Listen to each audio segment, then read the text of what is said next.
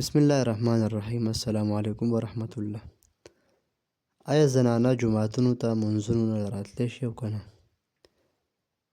د نبي اکرم صلی الله علیه وسلم په زمانه کې به زنانه جوماتونو ته منځله راتلې،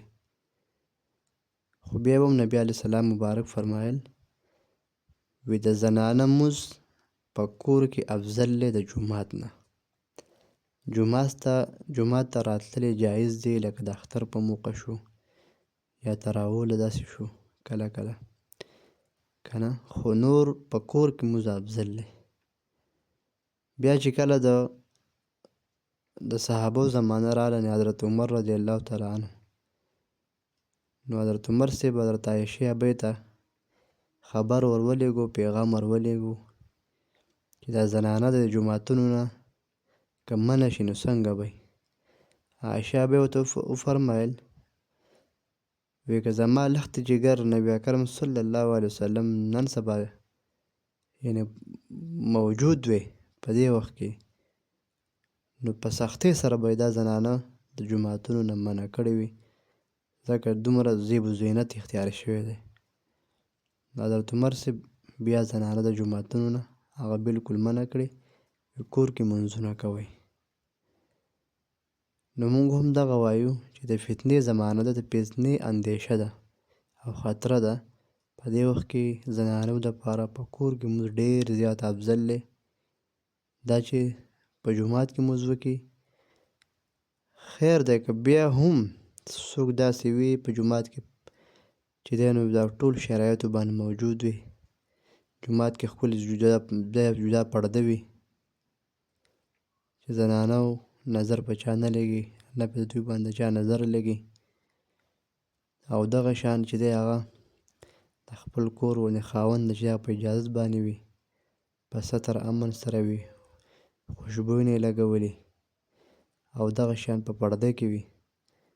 او مونځ کېږي فوراً بیا وځي کورونو ته ځي، حصارېږي نه،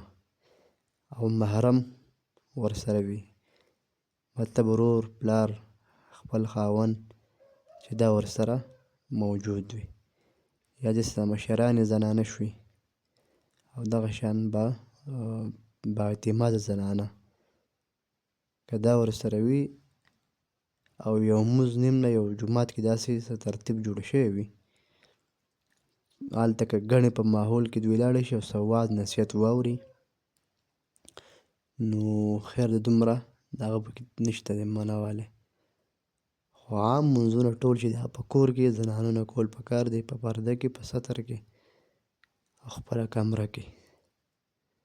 نبي علیه السلام مبارک وفرمایل د زنانه مونځ د جومات نه په کور کې، د کور د غولې مونځ نه په برنډه کې غوره دی، د برنډه نه مونځ نه په دننه په خپله کمره کې چې دی هغه غوره دی، په کمره کې، په پرده کې، په یو ګوټ کې چا پې اړو نظر هم نه لګي. نو الله تعالی دغه ثواب دوی له ورکوي په کورونو کې. او نن سبا خو د فتنې زمانه ده، نو دغه شان که مونځ دپاره وي او که بینکۍ مدرسو ته چې دی نو هغه بالغ ځي او بې احتیاطي کوي، نو د هغو دپاره هم ناجایز ده. دغه شان که په تبلیغونو کې ځي، بې پردګي کوي، د شرایطو لاندې ژوند نه تېروي، نو هغوی دپاره هم دغه تبلیغ هم ناروا ده، دغه مدرسه هم ناروا ده. او بازارونو ته چې ځي دا خو بالکل ناروا ده،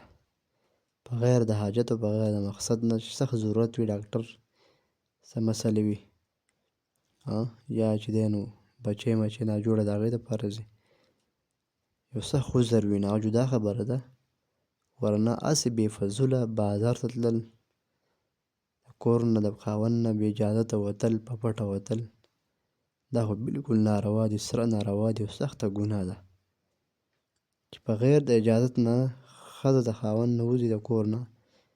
په دې تر هغې پورې د الله تعالی لعنت ورېږي تر څو پورې دا کور ته واپس راغلې نه وي. او خاوند ته په دې خبره باندې اجازه شته دی چې بې اجازته ښځه د کور نه وځي نو وهلی شي، په دې خبرو ته اجازت هم شته. دغه شان که دا زنانه ځان دا بیبي ځان خپل خاوند ته ډول سینګار نه کوي، ځان نه سنبالي، په دې ورته هم اجازه شته چې ووایي. دغه شیان په مانځه باندې لمونځ نه کوي،